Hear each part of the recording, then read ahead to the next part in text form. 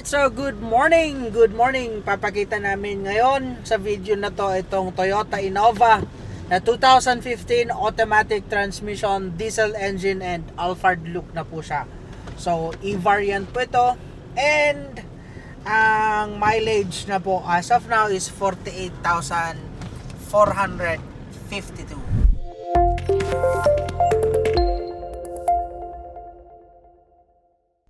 So actually matagal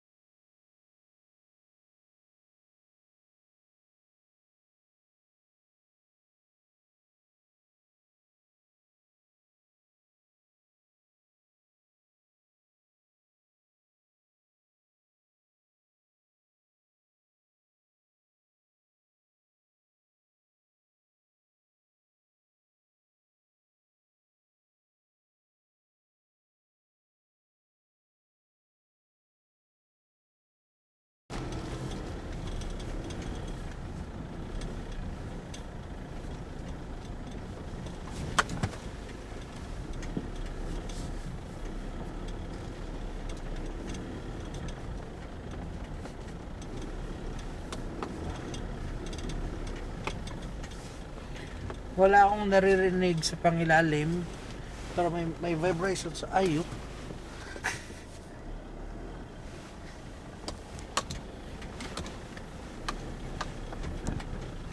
Yan ba? Yan ba ang tumutunog? Diri siya. May tumutunog sa likod. Baka tools. Diri yan.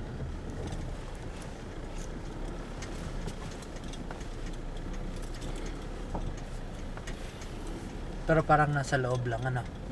So, meron tayo naririnig. Di ko alam kung tools lang or kung ano lang na sumasabi dyan sa loob. Diretso pa tayo. Diretso pa.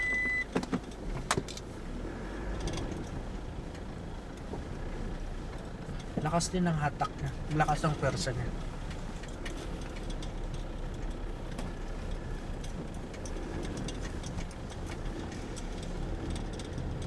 Sa suspension naman niya, okay naman siya.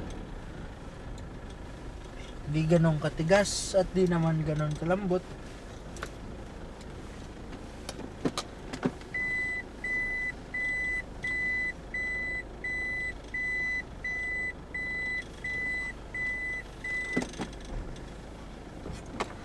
Wait.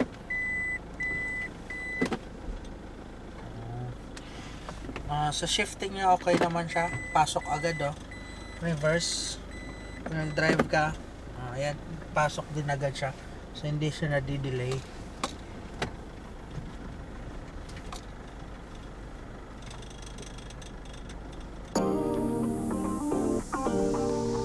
Okay, alam ko na may na-observe na ako. May nasabi kasi sa akin, sa pangilalim okay, wala akong naririnig na kalambag or any kalabog or any lagatok sa pangilalim, wala akong narinig. Dito sa steering wheel, meron akong na-observe na kasi ito pero na-mention sa akin, and try natin dito baka narinig na.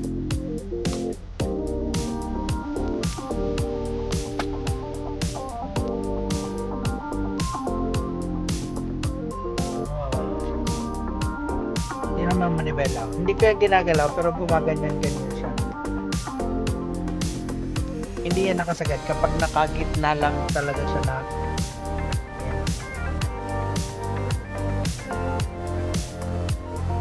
Hindi ko alam kung ano.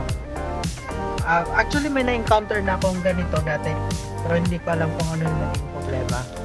So i-consult natin ito sa ating mekaniko or baka meron po sa inyo naka-experience din ng ganito at alam nyo kung anong ganitong problema.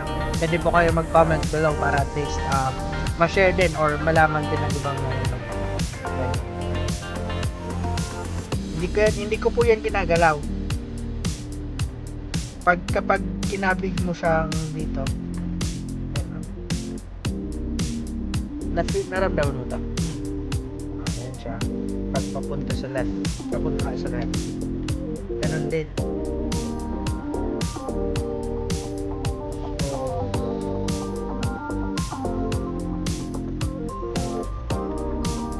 Hindi ko yan sinasadya gumagalaw talaga po siya ng pusa.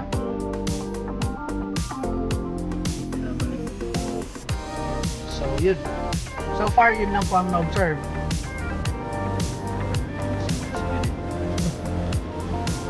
Pero kapag tumatakbo na siya, ang ganda ng shifting.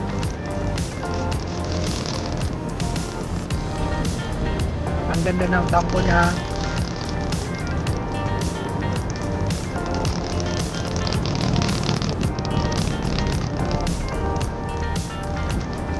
Yung brake niya, ganun din. Bukas ang brake niya. Ganda ng brake.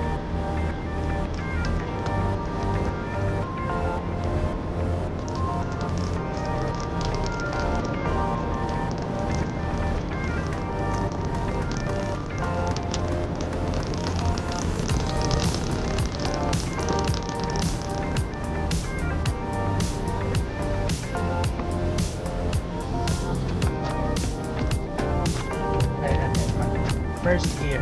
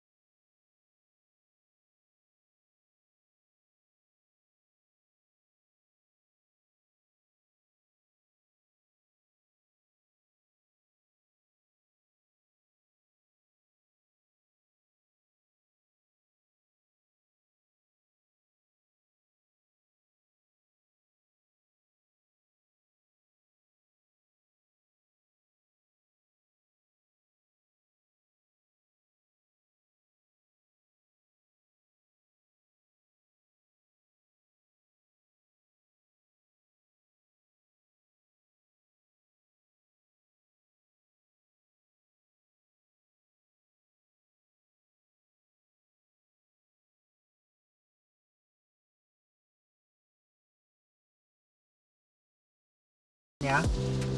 Manual po talaga. So kung gagalawin mo siya, ilalabas mo yung kamay mo para magalaw mo siya, okay? Power windows, lahat mo yan working properly. Even yung sa likod niya.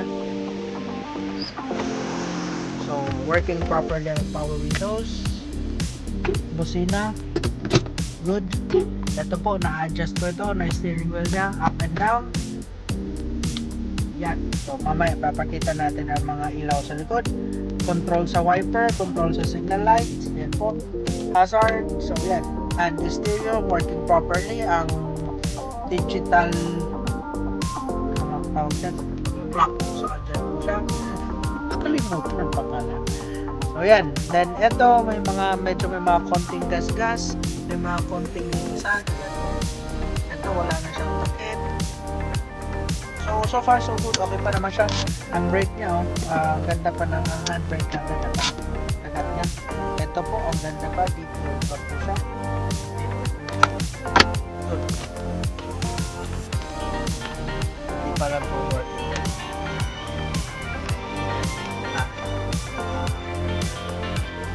Okay, so ano pa ba? Speakers sa baba, both sides meron. And ang matics niya, sorry, medyo mamumilang kasi maulan.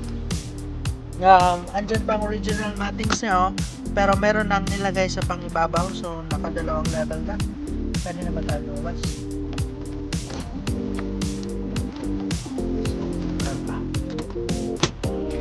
So yun, ano ba?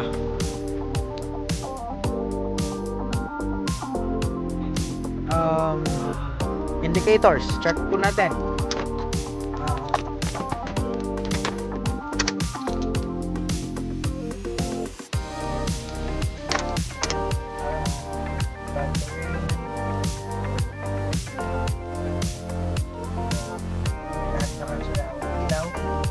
Start mo.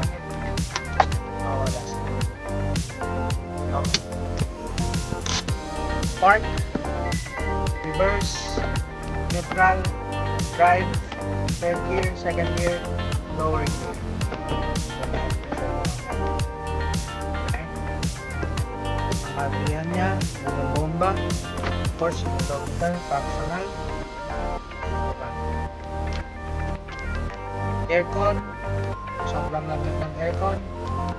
Ang hazard na dito, working properly. So, check na rin natin yan mamaya sa labas. Signal lights and signal lights.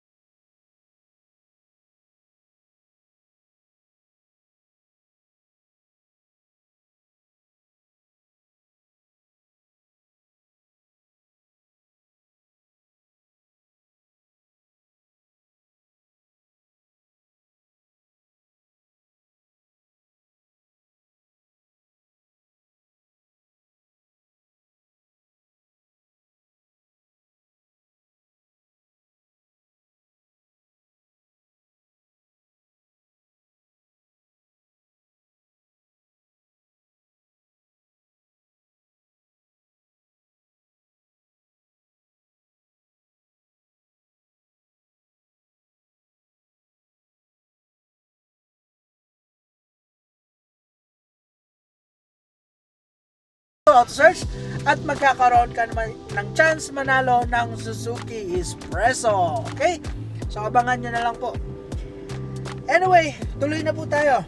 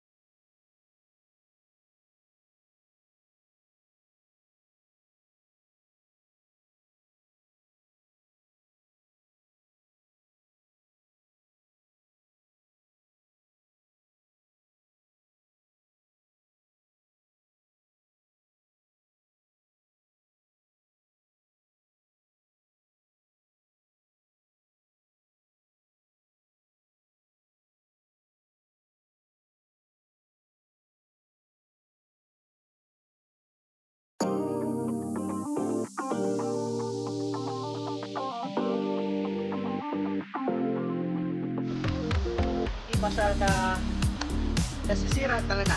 Okay? That's it.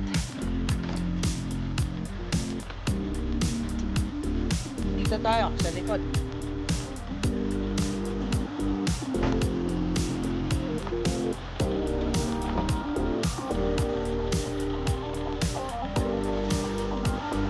Okay, so dito sa likod nito, ito po, hold ulit. Pwede angat.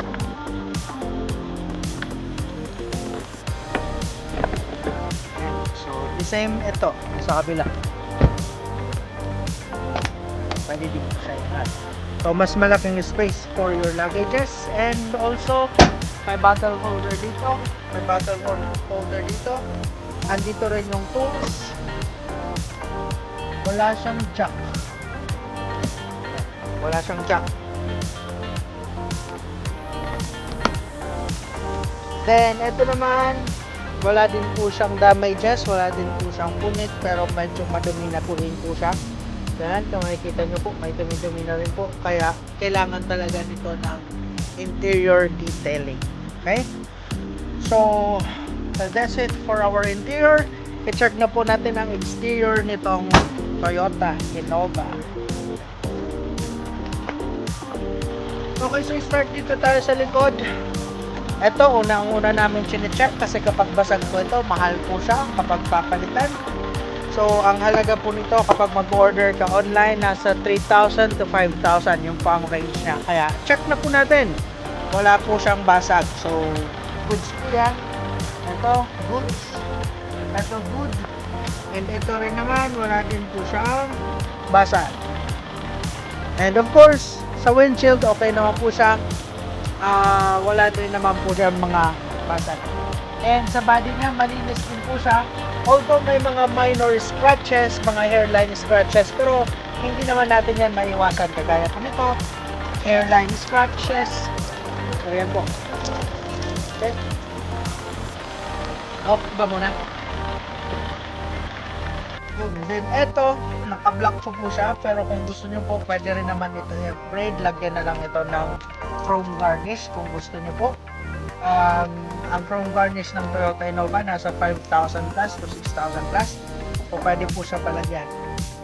And ito po, naka rain visor na rin po siya. Maganda din yung rain visor niya, kompleto din po. Although hindi po siya kagaya ng rain visor na ginagamit natin, pero okay naman po ito kasi makapal din naman po siya at black na black. Okay. Then, meron na rin po siyang roof rail. So, ready po siya lagyan ng roof rack if ever gusto niyo po palagyan ng roof rack. Okay? So, yan. And sa side mirrors naman niya, sa side mirror, makikita niyo po naka-black side mirror po siya. Okay. So, good. Sa gulong naman natin, lahat na gulong nito makakapal pa naman, and ang size ng gulong nito is ano ba ito?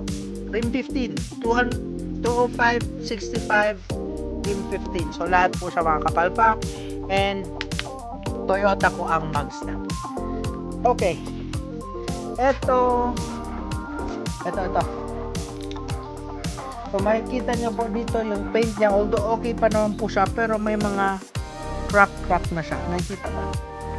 Nakikita ba sa camera? May mga konting crack na siya. Yan. So kapag hindi po siya basa, pwedeng mas lalo po. Okay? So yan lang naman ang part na yan. And so far, dito sa front, okay naman po siya. Medyo nag-yellowish na siya, medyo malabo. Yan.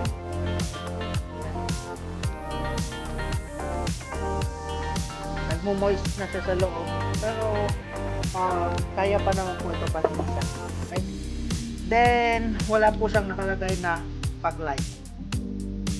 Okay. So dito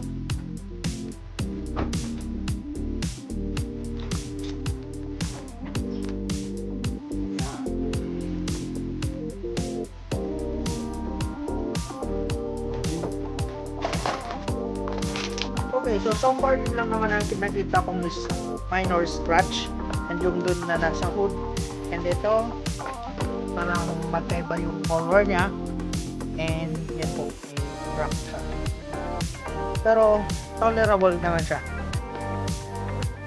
Anyway, so check po natin ang engine.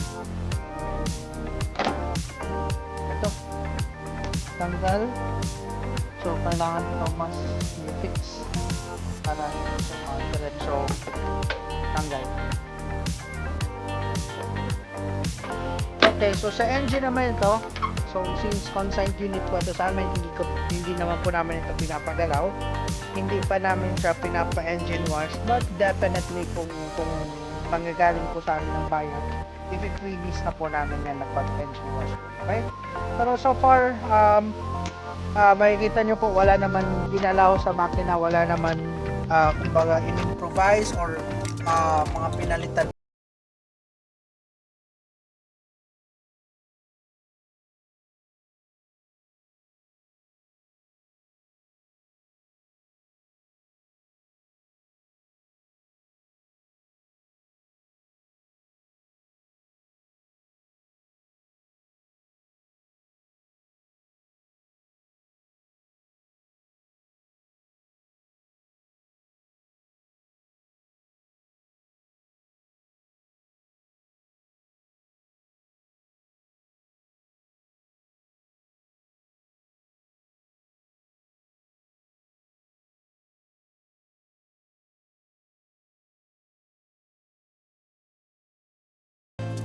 So, yan po kung naririnig nyo yung tunog ng sasakyan, medyo maano talaga siya, medyo matagingting.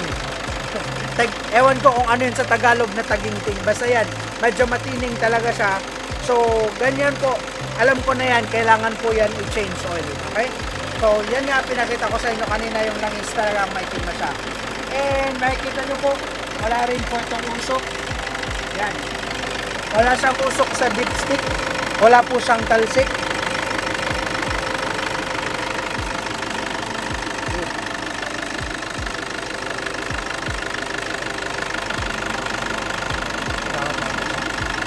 Anyway, so yun, so far dito sa radiator niya, wala kang makikitang indicators na o indications na na overhaul ng ang ano niya, ang radiator niya. And dito wala din signs na nabangga po siya kasi buong buo po hanggang ilalim niya, oh.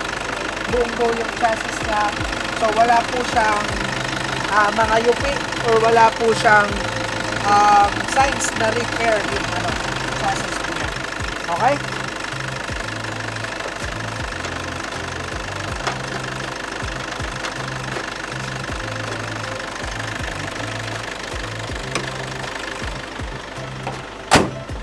Okay. So, check natin yung mga lights.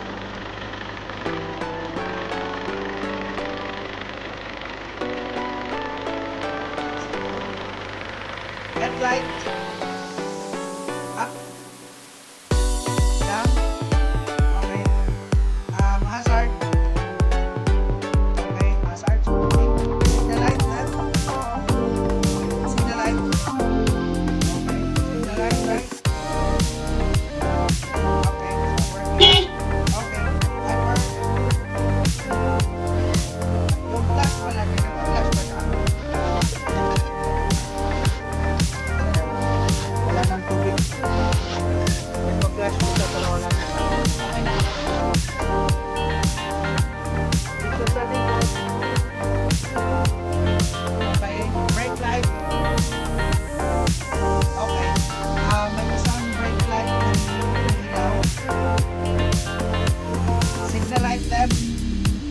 Okay, signal light right.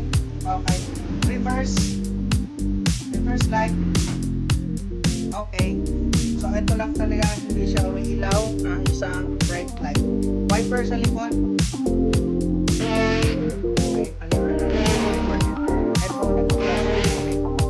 Okay, so marami pa siyang gagawin sabihin yung sa harap.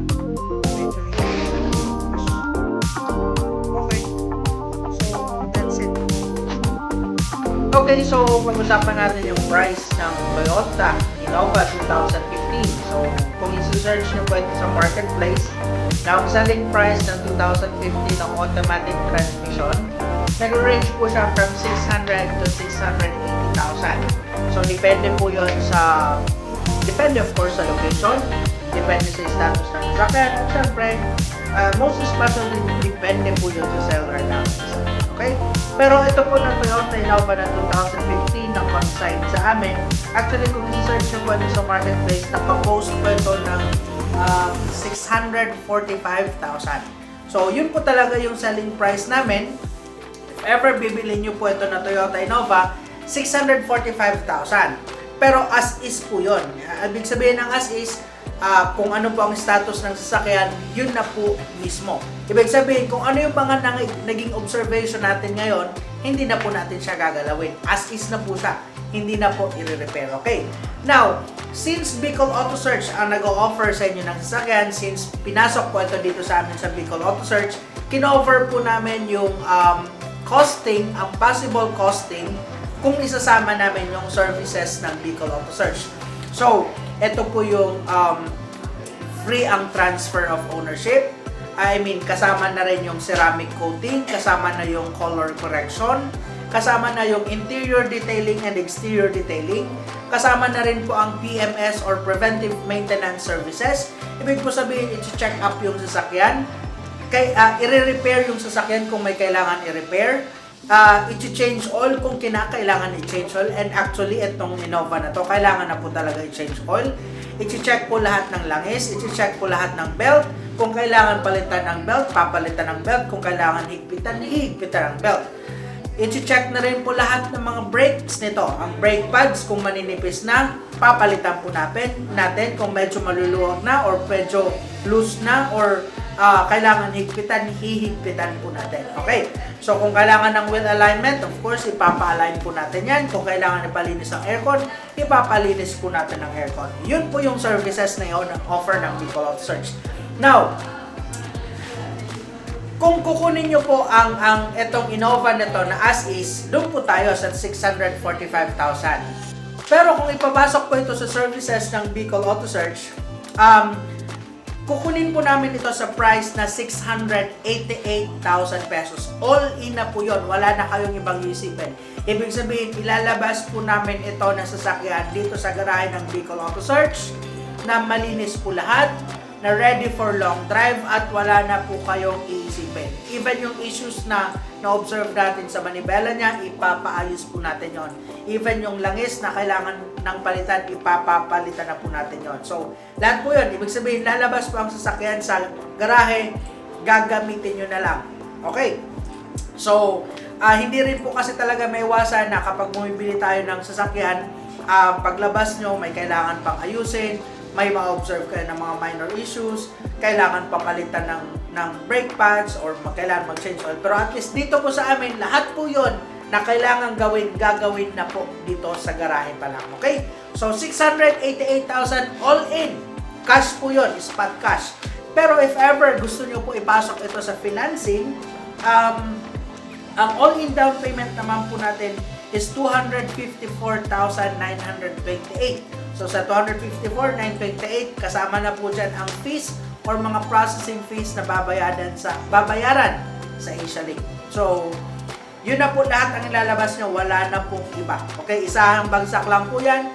Dito po sa office ng Bicol Auto Search, kami na po ang bahala mag-settle ng lahat na babayaran sa Asialink at saan pa man. Okay, then sa amortization nyo for 1 year is 46,394.